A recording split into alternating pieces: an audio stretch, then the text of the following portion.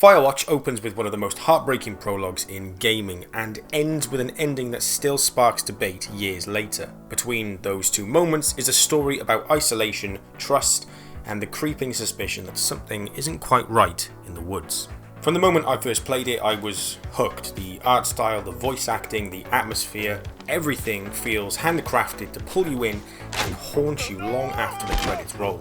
I've played a lot of narrative-driven games, but few have stuck with me like this one. So instead of rambling on, I just want to show you why I love this game so much. So grab your drinks, grab your popcorn, and settle in for a night in the Lookout Tower. And hey, if you enjoy the video, consider subscribing to be one of the first 1,000 subscribers of the channel. Welcome to Supercut, the series where we take an entire Let's Play and condense it into one cinematic experience. My name is Mr. Supercut, and this is Firewatch.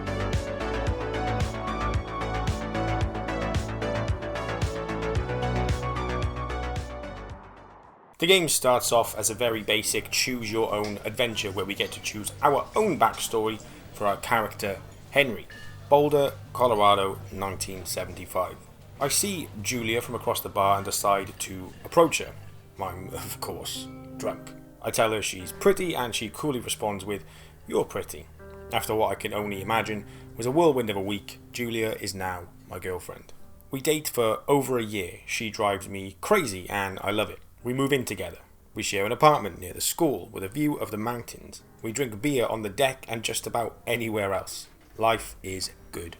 Julia decides she wants to get a dog. A beagle, which Julia is in love with, or a gentle-eyed German shepherd which could protect her if the need arose. We pick the beagle and Julia names him Bucket. He's a good dog, and a week later I've forgotten about the other one. We both fall in love. 1979. We're talking on the deck into the late evening and Julia asks about kids. I respond with, "That would be pretty good." Julia says we should get married if we're going to have kids, and I agree, that would be a good idea. 1980. Julia is 4 hours late home. She doesn't call and gets in after I've gone to bed. I'm worried and angry. She's tipsy and we fight, and ultimately I ignore her. The next day I ask about her evening. She had a great time, but I still feel a bit upset over the whole ordeal, but pull myself together, make some coffee, and go to work. 1981. Julia is still an avid artist. She draws plants and the places we visit, and she also draws me. I pose and flex like He-Man. I look awesome. 1982. We enjoy walking the dog at night during the summertime. There's a festival in town that brings in people from far away, and one of them tries to mug us at knife point. He kicks Bucket and Julia gets overwhelmed, so I confront him. I scare him away by pretending to hold a gun in my pocket. Julia asks to walk a different path from now on, to which I eagerly agree. 1984. Kids become less of a priority for us both as work begins to take over. Julia gets offered a job 2,000 miles away and is eager to move. I absolutely do not. I try to convince her to not take the job. I tell her this means we won't have a family, and if she takes the job, I won't go with her. Both are lies, but it works, and she stays. 1985. Julia is asked to leave the university on paid leave after having an episode. She lost it on a colleague for borrowing books important to her research, but had forgotten she'd happily lent them just 2 days prior. She was found crying in the stairwell. We agree to seek professional help. After multiple doctor visits and many tests, they worry Julia might suffer from early onset dementia at the age of 41. We decide to keep it a secret for now. Bucket is getting older and so gets in less trouble around the house. A week later, Julia goes back to the university. 1987. Julia's affliction gets worse. She has trouble remembering things. Her research is in shambles. She drives her car to the next town over for no particular reason and has to be brought home by the police. She's devastated. She's sent home on permanent medical leave. Some days I get the Julia who calls me a dope and our unborn children little idiots, and the others I get a stranger. She pulls me into bed to make love, and after 5 minutes she goes into a panic believing her dad is at the door. We tell her family. Obviously crushed, they begin making trips back and forth from their home in Australia to visit her. Our friends come by with little things to brighten the day. She gets worse. 1988. We spend our days following Julia around the house and counting the seconds until Daniel, the nurse, arrives. He suggests that Julia could live in a 24-hour care home. After a couple of months, I agree it's for the best. Her family agrees with what I've decided, and I find a great place in Boulder which allows me to see her every day. Then every other day. I go out to the bar with my old friends, but it's not the same. I get the feeling everyone is talking about what I've done to Julia. I pull back from seeing them as much. 1989. Julia's sister Susan moves to Boulder and visits Julia every day, where I tag along sometimes. Susan buys me an old typewriter and urges me to write if I continue to refuse to see a therapist. Susan's great. Months go by, Bucket dies. Julia doesn't remember him when I tell her. Sometimes it takes her a minute to recognise who I am. I assume it's because I see her less and less, and seeing her less and less makes her forget me more and more. Summer is coming and I see an ad in the paper for a job. I take it.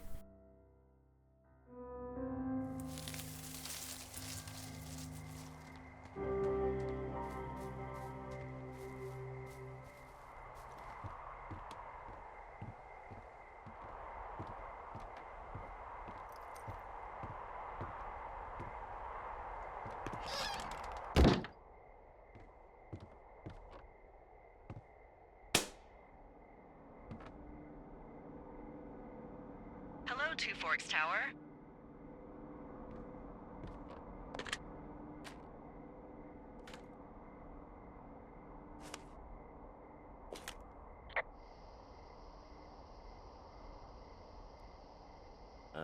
Hello? Whoever this is? It's Henry, right? Yeah. I'm Delilah. Yeah, that's what the guy said on the phone. So, what's wrong with you? Excuse me? People take this job to get away from something. So, what's wrong? What's wrong with you? That's a great idea. Go ahead. Look, I just hiked for 2 days, so I don't really follow whatever it is you're doing right now. You take a stab at what's wrong with me. Fine, then can I sleep forever? Sure, buddy. Okay, now go ahead.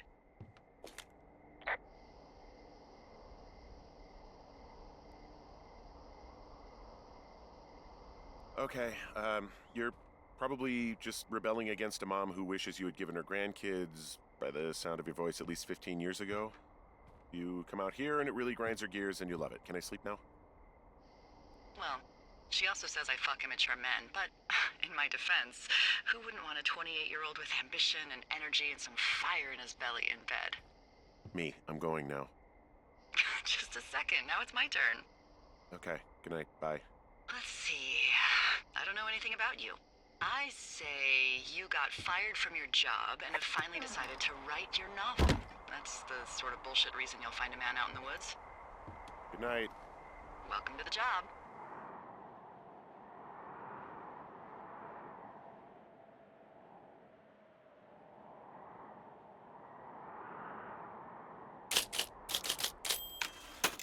Good morning, Henry. After an emotional rollercoaster of an introduction, I arise on my first day on the job, ready to do whatever it is I'm supposed to do. Delilah calls me and tells me I slept like a log, as it's 6:45 in the evening. She tells me to find the fire finder in the middle of the room, and whilst explaining what it is, she exclaims, What the fuck? She tells me to look out of the west-facing window, which I have a little trouble orienting myself towards, and after a little while of not seeing anything, I see something. Whoa, that's not legal, right? No. Delilah tells me to go down there and set them straight, and by set them straight, she doesn't mean beat the crap out of them, she means confiscate the fireworks. She tells me on the way I should head to the supply box to pick up some rope, allowing me to climb down a shale that sat between me and where I need to be. So, I pick up my bag, head toward the stairs, and begin my hike toward the troublemakers. But firstly, I need to head toward Supply Cache 306 and collect the rope. I checked the map and compass and set off in the appropriate direction, quickly stumbling across the cache. I punched in the code 1234, copied the map information left by previous rangers, adding some nice red lines to my map, highlighting the trails, and a note left by a Dave addressed to a Ron. Delilah says Dave is crazy.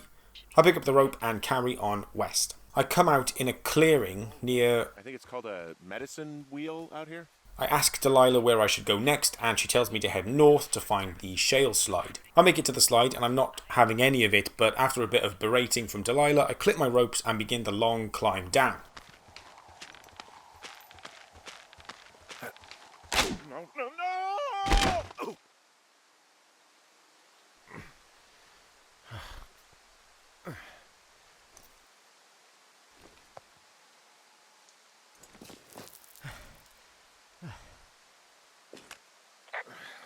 Hey, What the hell's wrong with you? Widowmaker got the best of me. What exactly happened? My rope snapped coming down the shale slide. You didn't break anything, did you? No, I think I'll make it. Well, be careful for Christ's sake.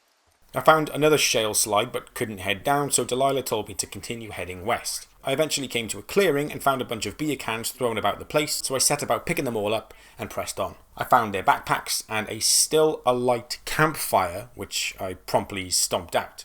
I also found a bottle of whiskey, which I promptly stole for later use. And finally, Found the fireworks. They didn't even try to hide them.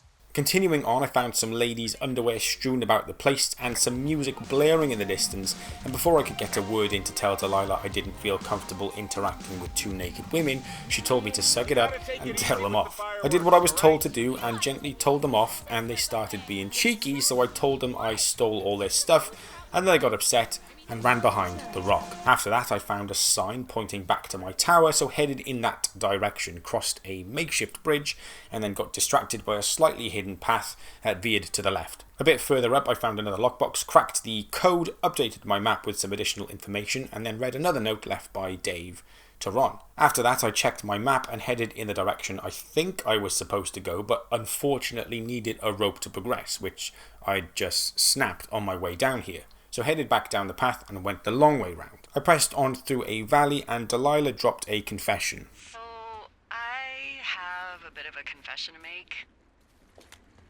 What is it? Look, I was drunk last night when I welcomed you to the job. Yeah, well, you're not the first boss to be guilty of that. I know I can get a little pushy, putting you on the spot about why you're out here and stuff. And you thought it was a good idea to get into your love life, I guess you'd call it? Yeah. Anyway, I'm sorry. It's fine. I'll keep that sort of thing to a minimum.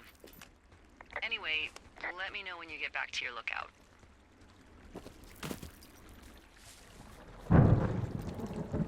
Just then, the sound of thunder rolled across the sky as the colour above turned from orange to purple. I found another lockbox, updated my map, and found a flashlight which was about to come in handy as I headed into a nearby cave. Inside the cave, there was a locked gate which led to cave 452, which I couldn't force open and didn't have the key for. Of course, I also found an opportunity to prank Delilah. It doesn't seem that dangerous. Whoa, whoa! Ah, no! Henry! Seriously, it's completely fine in here. God damn it. I also tried to break into the cave to no avail. As I climbed out of the cave, I realised the stars had come out, and as I progressed a little further, I was greeted by the torchlight of some guy. Some guy?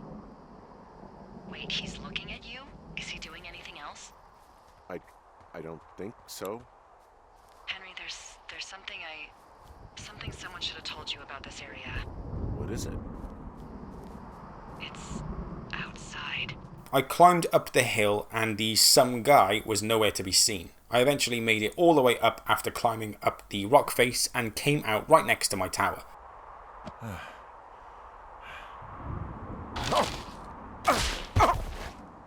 After a bit of banter with Delilah, I headed toward my tower's stairs and found...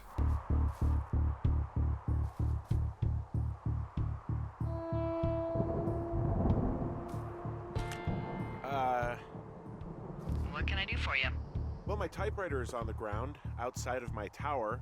You right? Yeah, look, the wind? No. How the hell You should get inside. Fuck me.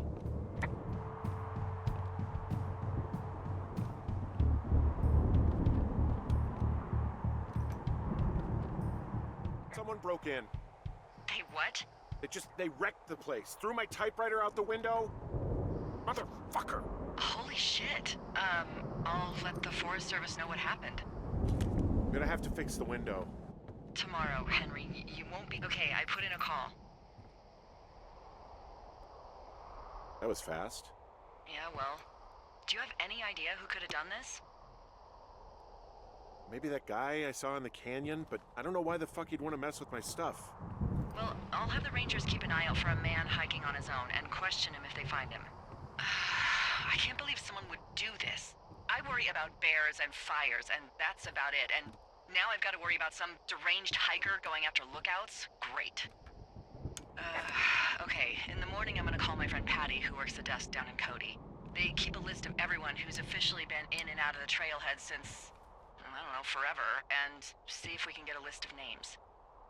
We won't get much, but at least if anything else happens, we can refer to it and see if anything comes up. Thanks. I need you to feel safe out here. Just point me to the Forest Service weapons cache and I'll feel safer than the Pope in his little car. Yeah, someone made the choice years ago that leaving people with infinite amounts of alone time and a gun was kind of a bad idea. Grenades? I'll see what I can do. As I love to do every day, I started with a nice cup of coffee only to be rudely interrupted by Delilah. She told me the storm that rolled in overnight knocked out the phone line, and so I was tasked with heading on out to see what and where the problem was. So I pulled out my map and started my adventure, only to take a wrong turn within a couple of seconds of heading out and had to backtrack. I started down the mountain and Delilah started talking to someone else over the radio. Heyo. I don't think so. Why, have you? Okay, good. No, I don't think he has any idea. I'm absolutely sure. Would you? Alright, I'll let you know if anything changes in that regard. Feeling a little paranoid, I confronted Julia and she said it wasn't any of my business and then told me she was going quiet for a little bit. I proceeded through the cave I'd found yesterday, gate still locked, headed up toward the utility poles and reported it into Julia. She told me to follow it up to the top. I asked Julia if these phone lines were really the only way we could contact anyone else, and she confirmed that it was. Eventually, I came out to a clearing and spotted the top of the phone lines, and as I headed in that direction, I came across another beer can. The same brand as I'd confiscated from the two girls yesterday. I pressed onto the top of the ridge and found that the wire on the phone line was indeed down. It was surrounded by some beer cans and what looked like a fat lady's pair of pants with the words "Go to Hell" sprayed across them. Hey, so the wire is definitely down out here. I just found it. Yeah, the thing is, it doesn't look like the wind. It looks like it was cut deliberately. I knew it the moment you said you found their trash. These idiots are gonna pay. Do they realize this is how people die? I mean, what if something happened to one of my lookouts while this was going on? And God forbid there's an actual fire burning out of control. What do you want to do? I want you to go find them. And then what? I haven't thought that far ahead. That's not true. Everything that comes to mind is illegal. Let's hear it. Oh yeah? Hey, I came out here for a breath of fresh air and some adventure. What do you got?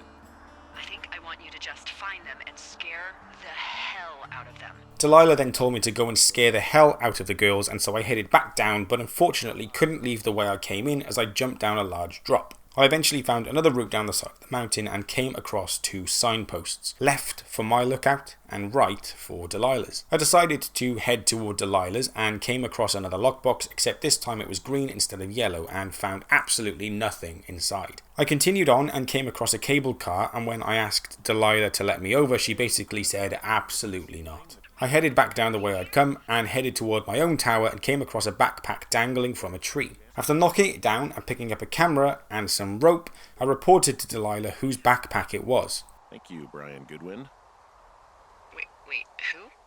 The bag had the name Brian Goodwin sewn into the top. Huh. Wow. Do you know him? Yeah, I just haven't heard that name in a few years. He was a lookout? Yeah, kinda, I guess. He was stationed in Two Forks, your lookout, with his dad Ned 3 summers ago. Great kid. You can bring children out here? No. You know, I'm not a stickler for rules. They took off halfway through the summer.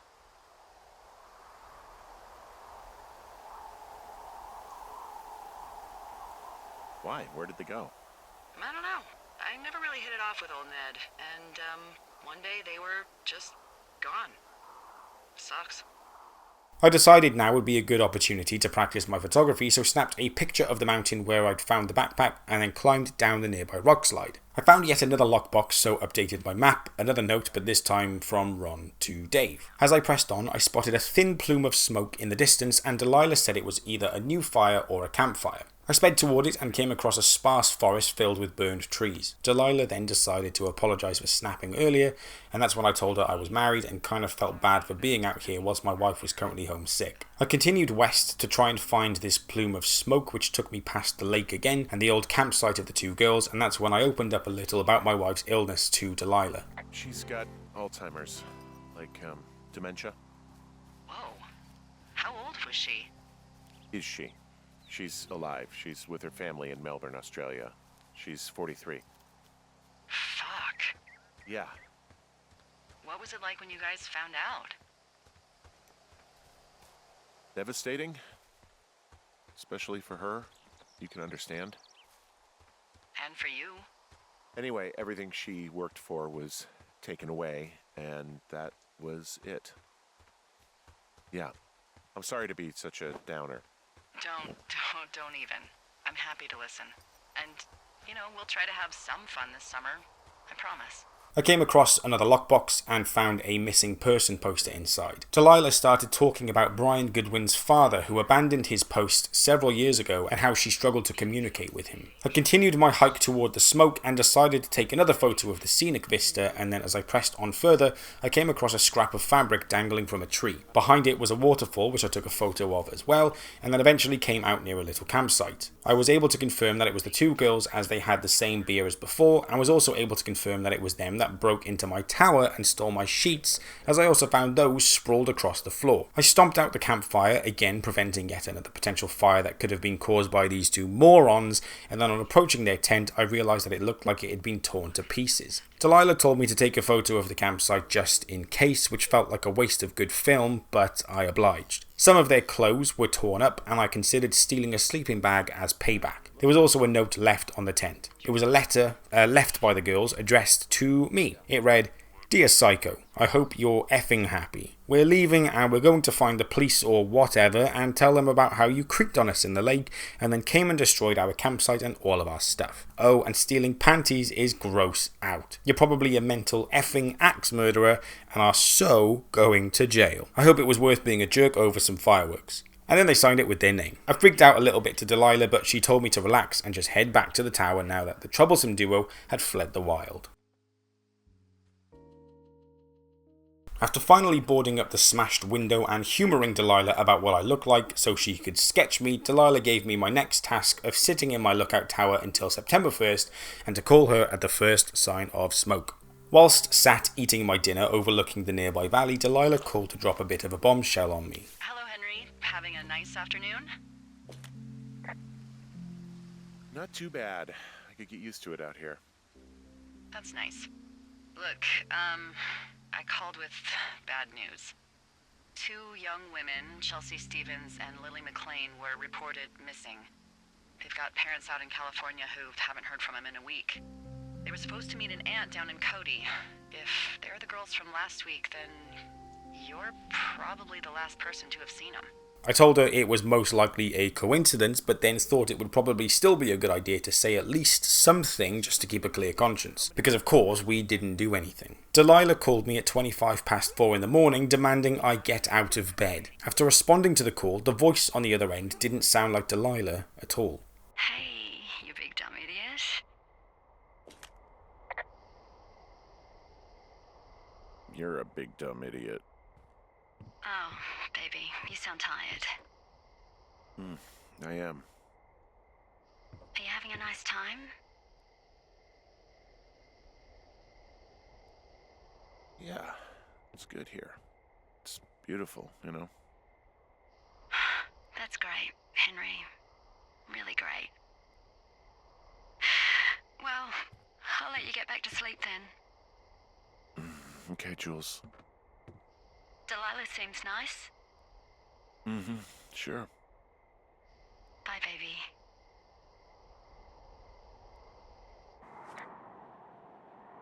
I needed to get some supplies, so began hiking toward the supply cache. Delilah told me not to take all the food as it was supposed to feed several of us out here. Delilah then revealed to me that the night I'd been speaking with Julia was actually just me sleep-talking into the radio and Delilah had heard every word. Embarrassing. I then snapped a picture of the setting sun. Delilah took this opportunity to open up about her past romance. She told me she was dating this guy for 5 years called Javier, and she'd taken a job with the Wyoming Outdoor Leadership School and wanted to be an instructor really badly. Then, sadly and suddenly, Javier's brother died and Delilah didn't go home. Then, when Javier returned from attending the funeral by himself, he left Delilah. Delilah fled to the wilderness and told her family he'd slept with the neighbor to save face. So, I lied to you. I came out here with a broken heart just like you. I eventually made it to the supply cache, picked up my supplies and my supplies only because I'm not an animal, and then headed up to the cable car near Delilah's tower and took another snapshot, then called it a day.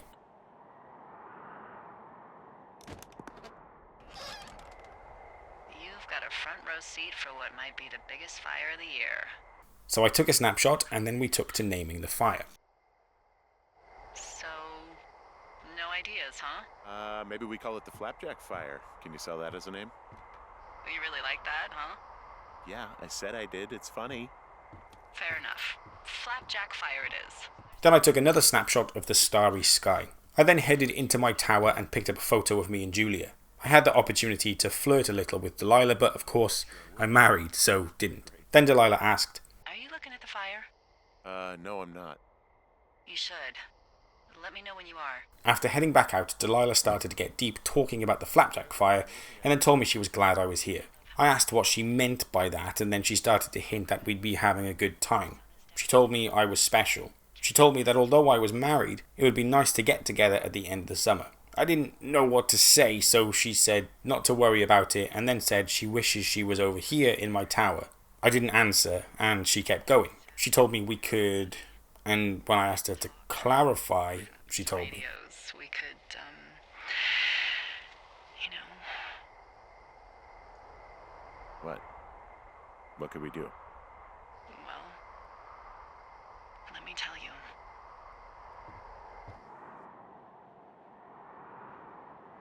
Sick of all the food I'd had to eat over the past 2 months, it was time to go fishing. Delilah asked me to keep a lookout for the problem bear that she'd had a couple of reports about. I obviously had something to say about that. Problem bear? Fuck that. I am of the opinion that they are all problems. I was back near the campsite from my first day on the job with those 2 naked, potentially missing, potentially dead teenage girls and found some more whiskey and more fireworks, which was odd considering I'd confiscated those 75 days ago. I came out near the lake and found a clipboard left on a nearby boulder. Out here. Huh. It could have been one of the Fish and Game folks. See if there's a name or a credential or something. I can call it in. What the? It's... Holy shit. What's going on? You didn't actually find a bear, did you? Someone has written down what we said to each other, have been saying. That doesn't make any sense. I don't talk to the other lookouts as much as I talk to you, not in the same way. No way. Wait, hold on. Something's out here. I heard something nearby, so pocketed the clipboard and pressed on across the small log bridge. I found a walkie-talkie out here, too. Okay. It's going shithouse. Well,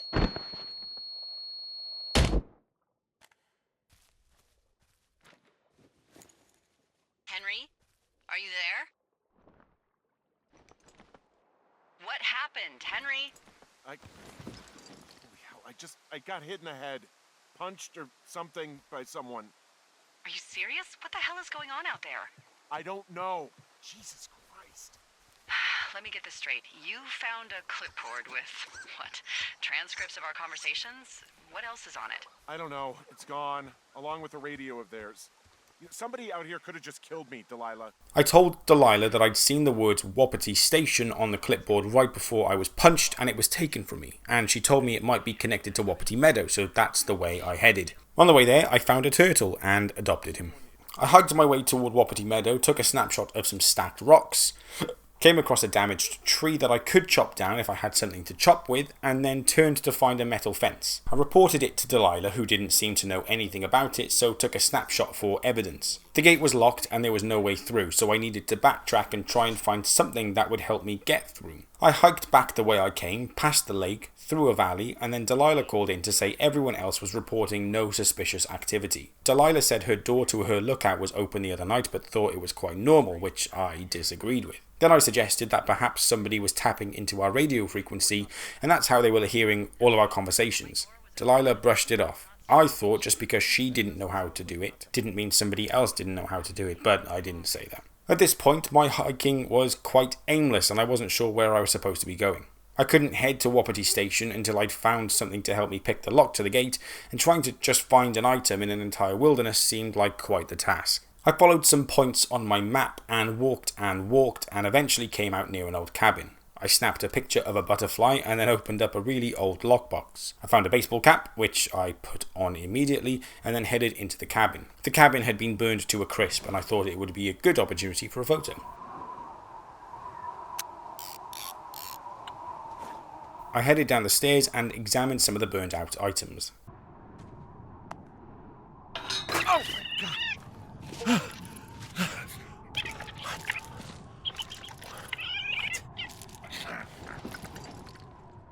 And then took another snapshot. There was nothing else in the cabin, so I headed out, but it was a stark reminder as to why Firewatch lookouts were essential for these parts of the woods. Someone could have absolutely died in that cabin fire. I found another lockbox, updated my map, found another letter between Dave and Ron from Ron to Dave, and then continued back on my hike. My aim at this point was to approach the fence from the other side, and so eventually that's exactly what I did. However, there was also no way through from the north side either. I actually did find a small gap in the fence which Henry absolutely could have crawled under, but we'll pretend we didn't see it, and that's exactly what Henry did. After some more aimless hiking, I eventually came out to where a fire had recently broken out and burned all the trees down. I found another lockbox, updated my map, and continued along the path toward Cottonwood Creek. I was essentially heading in the direction of the Flapjack fire, which I could identify by the large cloud of smoke in the distance. I came across a cool looking tree and a singular ski, snapped a picture, and then headed east. I found a wrecked snowmobile with a totally stripped out engine. Delilah and I concluded that this was very weird. I found a swampy pond and then came across a sign for a Camp Arapaho, where the bridge had been wiped out somehow, and took a snapshot. At this point I was at a total loss. I thought I was onto something finding that camp, but with the bridge out and no way across, I didn't know what to do, so headed back and just hiked some more. Just as I was in the middle of hiking, Delilah tuned in. I know we don't know what's going on yet, but I don't have a good feeling. I don't like feeling vulnerable. It's not like you can just call the police. I was thinking about the Goodwins. It just struck me that if anything weird like this happened to them, happened to Brian, just how scared he would have been. He had his dad to protect him. Ned, right? Yeah. You don't think he could? No, you're probably right. It was 3 years ago. He's in high school now. He's on summer break. Yeah, you're right. You're right.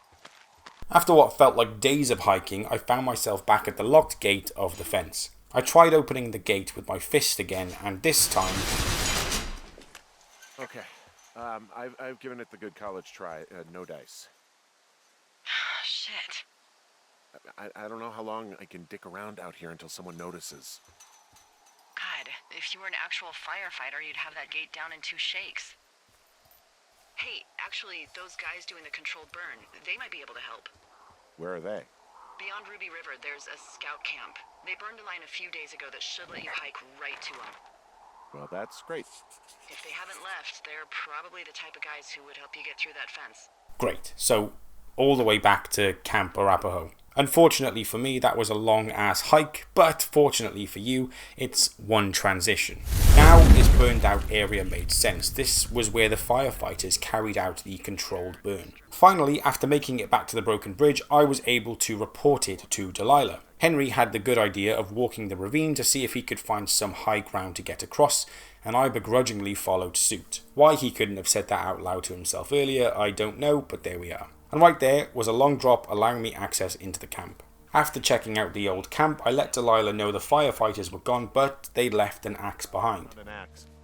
If one of the crew left it, that thing is actually called a Pulaski. I picked up the axe and then found a memo they left behind as well.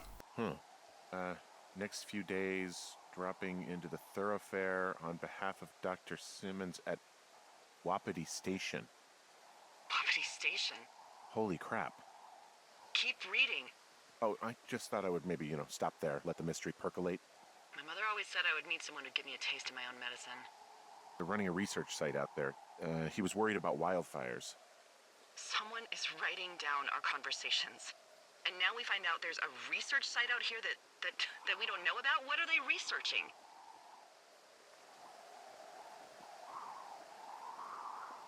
I mean, you and I aren't very interesting. I think they're studying me. Because of what happened to you before. Everything with Julia. Yeah. Maybe they're studying the effects of something like that. Grief. Grief when you have no other choice but to be alone with your thoughts. So they set up an entire site just for you? Maybe. Oof. I think we should allow for the possibility that this is all just a big misunderstanding, but... God, if you saw what you said you did... Fuck, Henry. Yeah, I saw it. Okay. So what's next? Well, I've got an axe, so I can figure out a way to get over the ravine and back towards the site. Sounds good. Check in when you can, and keep an eye out for anyone following you. With that final comment echoing in my mind, I set off back to Wapiti Station to break through the fence and finally find out what on planet Earth was going on. Delilah then dropped in to tell me she had a thought. Let's hear it. You heard someone in the bushes. Yeah? Okay, so let's assume we're being tailed. Or you are, at least. Where are you right now? Just on my way back, in and out of trees in the middle of nowhere. Do you see anybody? No, definitely not. All right, so tell me what you think of this.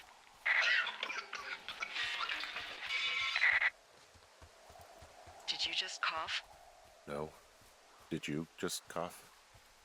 No. Oh, fuck. Fuck.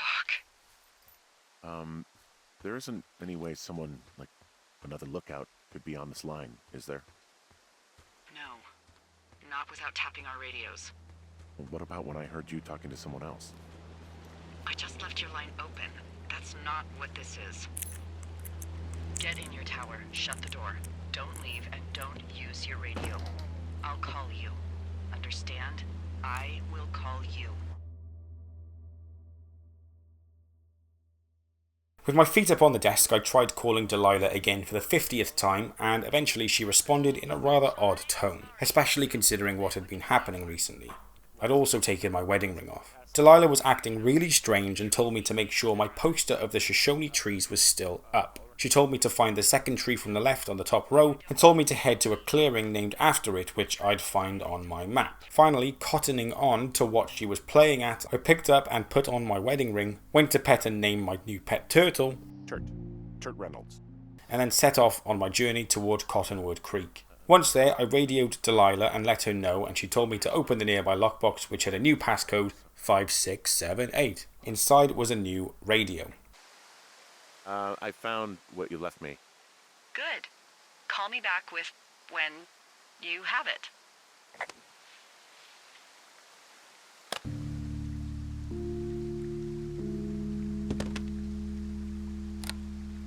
I've got it now. Good. I spent all day getting you that radio. I hiked to a cash box, lied to a ranger, lied to another ranger, and hopefully you are now holding a clean, untapped radio. Hopefully. Holy fuck, Henry, we have to get into that site. What the fuck is going on? People are listening to us? I don't know. Our radios are tapped? Are you fucking serious? Our radios are definitely tapped. That's why I left you the one you just got. How is this even possible? I don't know, Henry. What do you know? I know that I'm scared. Are there any other lookouts this is happening to? Someone else in on this? Anyone? This is just happening to us. Everyone else is fine. Are you sure? Yes. I've tried to bring it up to Chimney Rock, Elks Fork, and Beartooth Lookout, and every one of them got confused. Asked me if I'm okay and if I need to be relieved. Our fucking state coordinator asked if I was just having lady troubles. So no, this isn't happening to anyone else, and I'm done asking. Who is doing this? I don't know who could be doing this. Henry, I've been at this job off and on for 13 years. Sometimes here, sometimes over near Jackson, a couple times down in Wind River. And nothing like this has ever happened before. Am I just making all of this up? I mean, the eavesdropping, the spying, is this... Fuck, is any of this real? What? Are you serious? Maybe I'm just losing my mind. What? Like Julia. And maybe it's happening to me, and I'm imagining that I have a boss out here and that we're being spied on. Henry. Maybe there was something in the water, or our condo was underneath some power lines, and you, Delilah, you're not real. Henry, think about her. If what happened to her were happening to you, you wouldn't even be able to realize it. Okay. Henry, sweetie, I am real and this is happening. I'm as real as the sky is blue. Take a second and then call me back.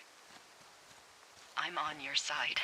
After I spiraled out of control and Delilah managed to bring me back to reality, she brought up something quite troubling. Delilah said she filed a report that said neither of us ever talked to or saw those two girls that went missing. This, of course, was catastrophic, considering the two girls were still missing and our radios had been tapped and conversations transcribed. Massive oversight on Delilah's part, especially when I told her we definitely should have said something about it, but what's done is done. Eventually, I made it to the metal gate, pried it open with the axe, and headed through. I got stung by a bee and let Delilah know because I'm a bit of a wet wipe, and then picked up a clipboard which stated the following. If you're trying to reach Dr. Simmons, he is on site from August 15th to October 15th. University-owned equipment is the responsibility of Dr. Johnson. Government-owned equipment is under the purview of Cat Ferdinand. Remember, this is a controlled area and any issues, malfunctions or violations should be reported immediately. I then took a snapshot of the setting sun over the busted metal gate, for evidence or whatever. I headed deeper into Wapiti Meadow / station and stumbled across a radio tower and generator and then took a snapshot of the small setup they had going on. There were experiments happening on the soil, expensive beeping equipment all over the place, and then I headed into the actual tent. Inside, I flipped open a box and found a wave receiver. I think I found the thing they used to track us. Holy shit. You swear like a lot. Not the time, Hank. Anyway, it's called a wave receiver. Looks like it picks up anything that emits a signal. It's got basic orienteering capabilities, everything. Holy shit, Henry. Yeah, holy shit. You're gonna take it, right? Yeah, of course. I also quickly read the instructions just to make sure I knew what I was doing with it and then reported that it was beeping like crazy. The main tent didn't necessarily look like anything nefarious was going on. They were measuring the barometric pressure, which a quick Google tells me is also known as atmospheric pressure, which is the force exerted by the Earth's atmosphere on its surface. I also found a clipboard that showed details of 4 different people. One was definitely me, and one was definitely Delilah, but I didn't tell her what it said. I suggested that the other 2 could have been Brian and Ned Goodwin. There was also a bulletin board with paths mapped out that I normally took. There was also a post-it note stuck to the map in scruffy handwriting with the word generator spelled wrong, which I thought was strange for a bunch of scientists. The beeping from the wave receiver was going crazy with me stood by and looking at the desk, so I cleared the mess out of the way and found something rather strange.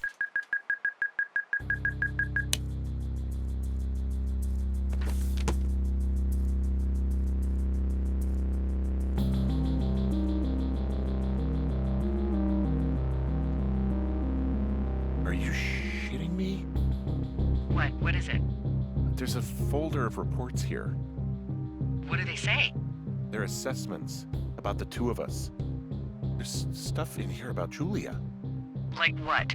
Stuff I didn't tell you. This is... What does it say about me? You said there was one about me. And it looks like they've been following me around. What I do when I'm out hiking? Jesus. Henry, do you hear me? It says that you and your boyfriend are still together. What? We're not. They're messing with us. Yeah, okay.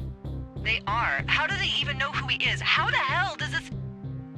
I'm so sick of letting these people do this to us. We should just burn the place down. Think about it. Delilah. What? Think about it. I am, and I think it's insane. They'd be fucked. Yeah, and how about if that fire comes up the mountain? Or someone were to die in it? We call it in? We call it in? Yeah, maybe. My God, Delilah, no. No way. Well, maybe it's not the best idea. Yeah, it's definitely not the best idea. Oh, I'm so fucking wound up! It's all right. I'm just gonna hike back. We have the wave receiver, and tomorrow we can figure out what to do. I started to leave the area, but then quickly headed back to snap a photo. On the way out, the rock bridge gave way beneath me and I literally nearly died. As I climbed up, I saw a very nearby smoke cloud. Someone had just set the campsite on fire. After finishing my mystery board and feeling like I was hunting for Pepe Sylvia, the wave receiver began to beep. I radioed Delilah and told her, and she told me to go find out what the beeping led to. And then she told me she was drunk. I told her not to do that, and she said, ah well.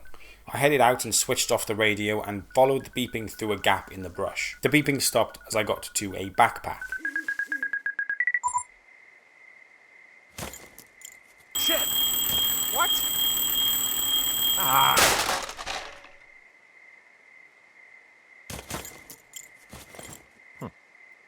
After smashing the alarm and picking up the backpack and key, I confirmed with Delilah that this key opened the gate to the cave that I tried to Hulk smash through on my very first day. We tried to figure out what the heck was going on. Yeah, well, it's hard to feel like you have the upper hand when you're standing in the dark in the middle of the woods. Oh. Well, you're back in your tower. Maybe you need a drink too. I'm not in my tower. I am looking at a man standing in your lookout. And it's not you. It is not me. Oh my God, go. I'm going. I sprinted back to the lookout and, of course, there was nobody there. However, a Walkman had been taped to the door. Left a cassette player taped to my damn door. I don't even know what to say to that. Well, let's see what's on it. I'm so sick of letting these people do this to us. We should just burn the place down. Delilah. What? Think about it. I am. It's a tape of us talking down at the site. It sounds like it was recorded from somewhere nearby. Oh, Jesus. Yeah, and it sounds like we were the ones who burned it down and that it was your idea. No. We are screwed. No! Dee, just don't freak out, okay? Don't freak out. Oh my God, what the fuck is happening, Henry?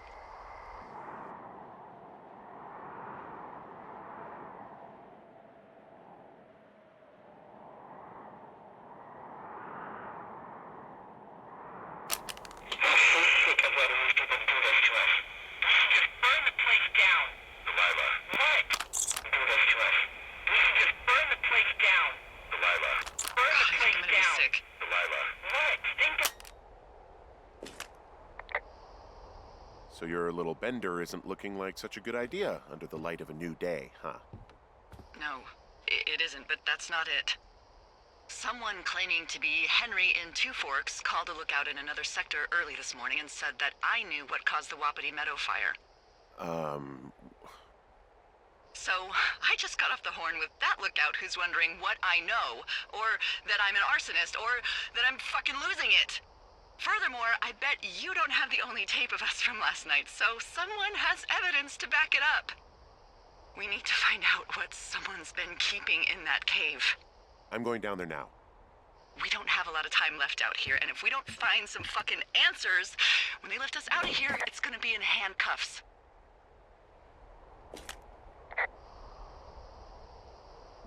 We have to stick together, okay? Keep our story straight. From the first day with those girls to the person breaking in on our conversation, everything. We gotta be honest and consistent.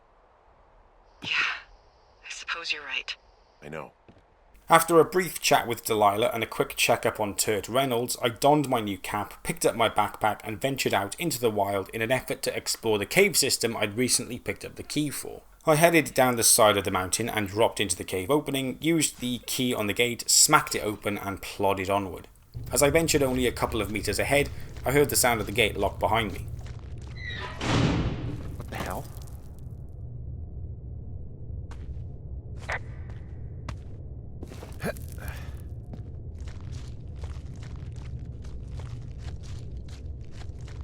Delilah, someone locked me in the cave.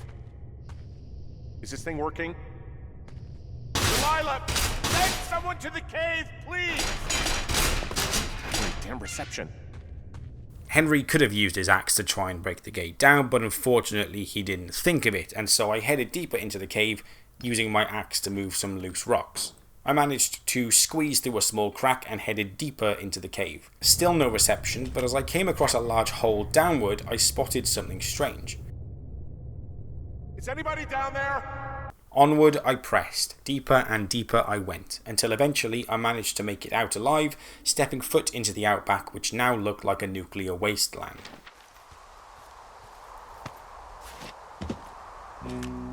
Delilah, I just found an outcropping that someone was using as a little fort. I think it was Brian Goodwin. Really? Yeah, he built himself a real castle.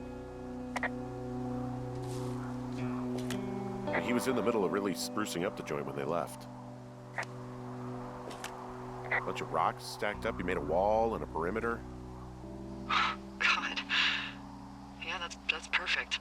You know, maybe he made it because he was afraid of them.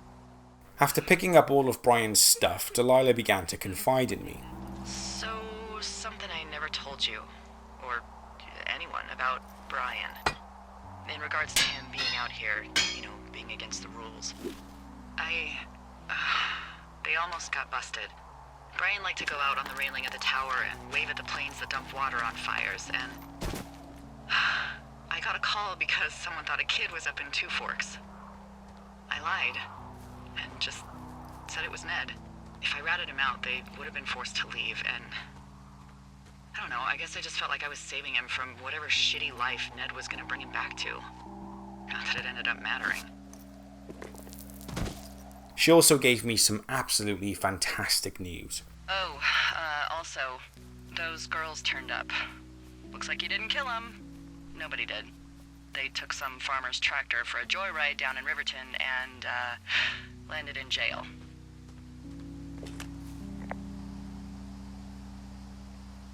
I wonder if they know anything. If there's some way to ask them about whatever happened at their camp. I think we'd be smart to let sleeping dogs lie. You're probably right. I headed back into the cave, having picked up the pittance found at Brian's fort, which I could use to spelunk further into the cave. After rappelling down a steep drop and climbing deeper and deeper into the cave, I came across something I wasn't expecting nor ready to see. Ah, shit.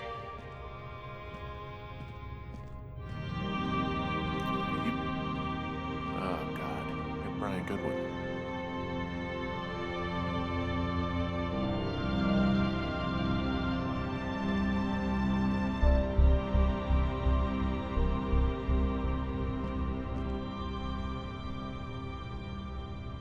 You fell. Your stuff gave out. Oh, you poor fucking kid.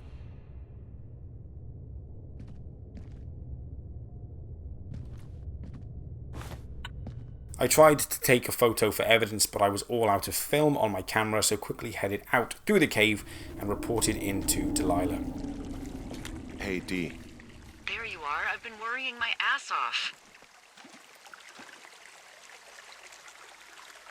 Hey, I'm sorry, Delilah. I'm so sorry. About what? You're freaking me out. He's in there. What are you saying, Henry?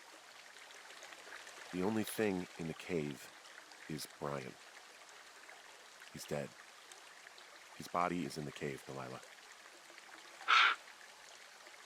Gotta be fucking kidding me. How does that... What? I don't... How? Climbing, I think, or made to look like a climbing accident. Mm-hmm. I think that's just what it was. I mean, he was probably exploring the cave and maybe his rope gave out. But whoever locked me in there probably didn't even know about him.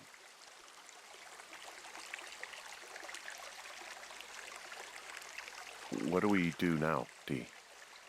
I mean, are you okay? No, I'm not. He'd be alive if I had told someone he was out here. I don't know where he'd be, but I can assure you it would not be rotting at the bottom of that cave. There's nothing to say. Hike back. I think we're leaving tomorrow anyway.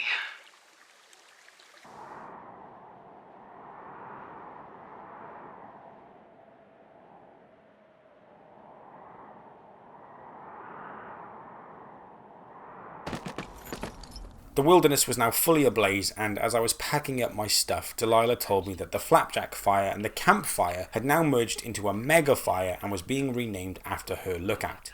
Ouch. I wanted to talk about how everything seemed to be connected, but Delilah wasn't having any of it. However, the receiver began to beep, and we agreed I'd go investigate quickly, but needed to pack up all my stuff in case I couldn't come back to my tower. So, I picked up Turt and headed out. I followed the source of the beeping along the trail, and then Delilah told me that the evac team were en route. I continued on as the beeping got stronger and stronger, and eventually came across this scene. Someone left a rope for me to climb up. I'm down near the lake. How do you know it's for you? There's a tracking collar tied to it. Someone was leading me here. And there's another tape. Oh my God, Henry. Yeah, hi, Henry. Hey, you better find this before it burns up. We've been causing each other a lot of headaches. Now I gotta go stake out a site that's as fit for living as the one you're about to find. You'll get it when you see it. You can't blame me for keeping an eye on you. Not after bumping into you back in May. Down by the cave, for croc's sake. I've been up here for 3 years. I kept it cozy. Winters are harsh as hell, and I ran out of books. But I got that antenna rigged up, and Delilah, she's a record you don't gotta flip. I kinda get why Brian took to her. About a week ago, I stopped worrying about you finding anything out, and that's right when everything went shithouse with you two. You guys don't know anything about having kids. All right, nobody knows nothing. It ain't Andy and Opie walking down a lake to fish every afternoon. It ain't Mayberry. But you gotta know I didn't kill him. All right, we were climbing. I was teaching him. Brian was uneducated in the way to do anything. He just fucking didn't sink his anchor the right way. You know, I thought about going back, having to answer questions, and having to get him put in the ground, and I didn't see the point. Don't come looking for me. Sorry about your wife. We found the surveillance operation. Okay, what does that mean? What is it? It was Ned Goodwin. He was the one listening to us, just him. Goodwin. He made the tape? Yeah. He's gone deeper into the Shoshone. He doesn't want anyone to know he's out here. Because he killed Brian. Because he killed his fucking son. You need to get back here. They say the helicopters are making rounds. Okay. And with that, it was time to leave the Shoshone. However, I found a small makeshift hatch, and curiosity got the better of me. It was Ned's makeshift bunker, and I found all the evidence that proved he was the one monitoring us the whole time. There was a Father's Day card from Brian stuck to the rafts, along with a photo of Brian. I tried reporting everything to Delilah, but she clearly had other things on her mind. This boombox looks familiar. I'm sorry. I don't know what to say. I don't know what you want me to say. Ned also had a front row seat to both Delilah's tower and my tower this entire time. After taking in the view that he'd been enjoying this entire summer, I decided it was time to call it a day and headed toward Delilah's tower for evacuation. I know I should be relieved. Relieved that there's no evidence of us starting that fire. Relieved that we're not crazy. That there wasn't some conspiracy. But I'm not. He was a sweet kid. With a shitty father who hid out here like a coward after dumping him in a hole.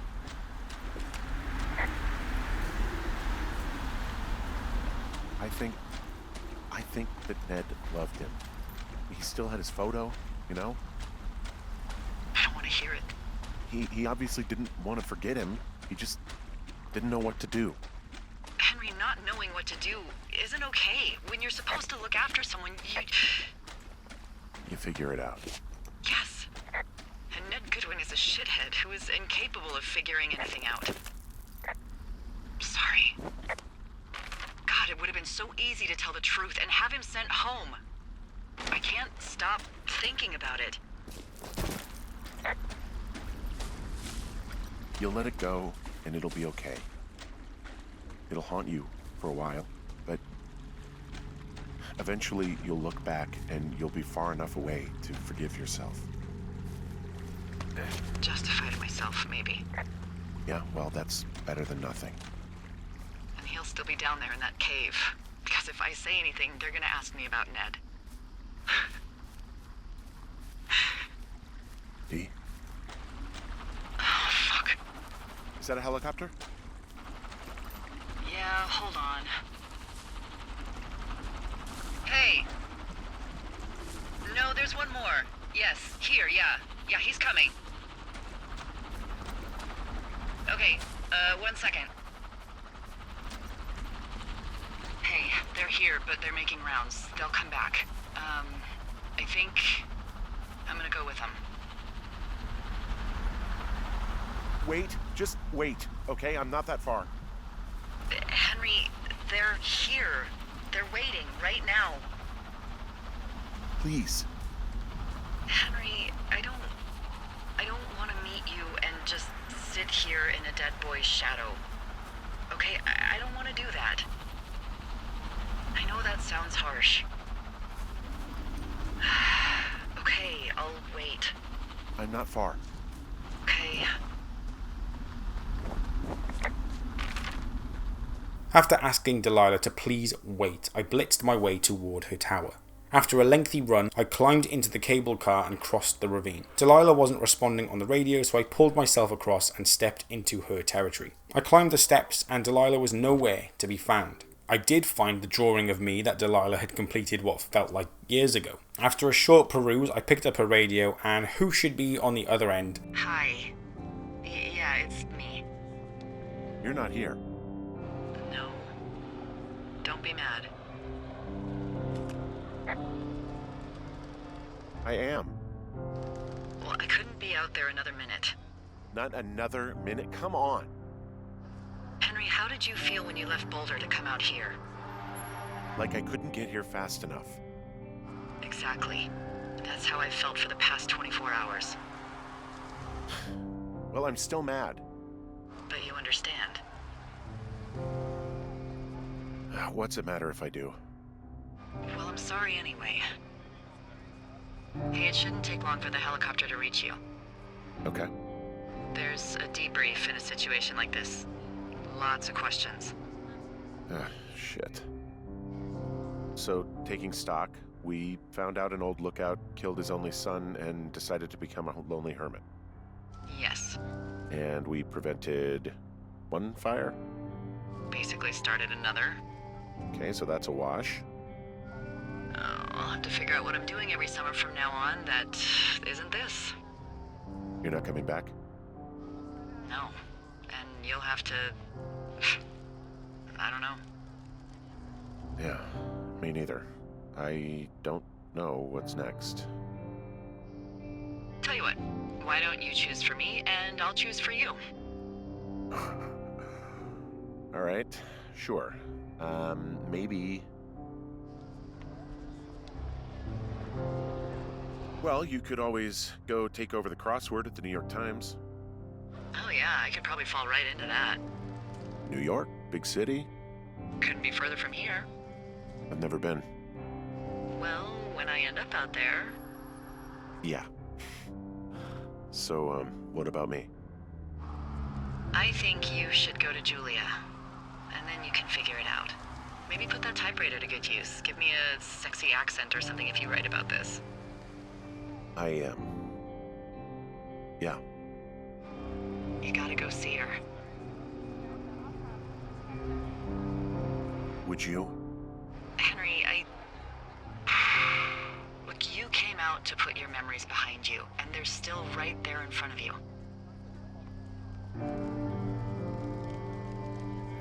She won't even recognize me, Delilah. You're not just going for her. You don't know what it's like. Bad things happen, okay? And you have to find a way to contain the damage. A good way. Well, hopefully I can figure out a way to do that. Yeah, I hope so. God, this got dark. Oh shit. Sorry. There's the helicopter. Good. They'll land back where you hiked up. Good luck, Henry. Goodbye, Delilah. I mean it. Okay, good luck. Yeah. Bye, Hank.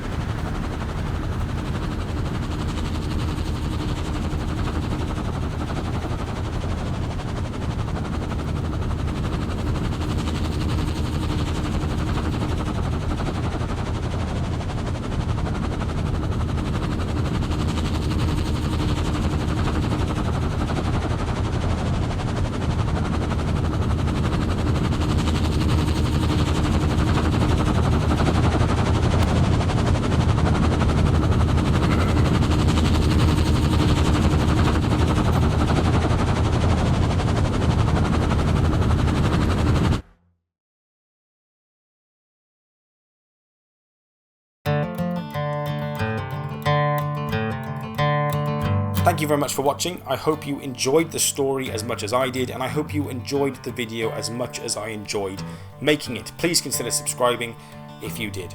Now sit back and enjoy this small gallery of images we shot along our journey. Went down to the river, washed my sins away, praying, praying, praying, praying, praying for another day.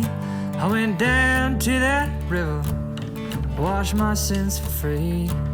The devil's on the other bank, staring back at me. I'm a dead man walking. I'm a dead man walking. I'm a dead man.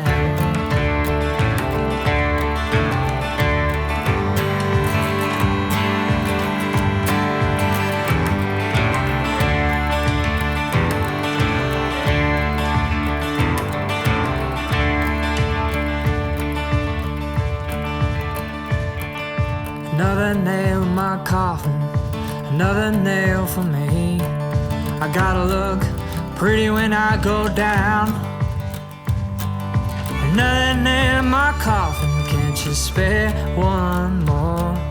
I gotta look pretty when I'm knocking down heaven's door. I'm a dead man walking.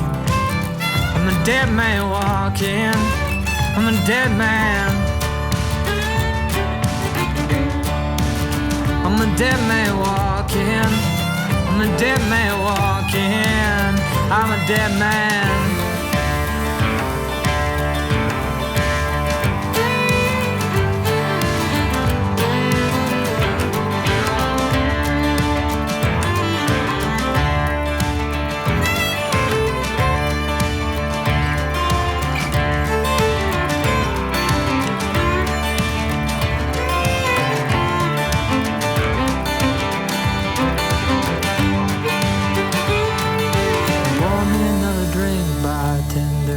My cigarette. You ever seen a dead man talking? No, you haven't seen one yet. I'm a dead man walking. I'm a dead man walking. I'm a dead man walking. I'm a dead man walking. I'm a dead man.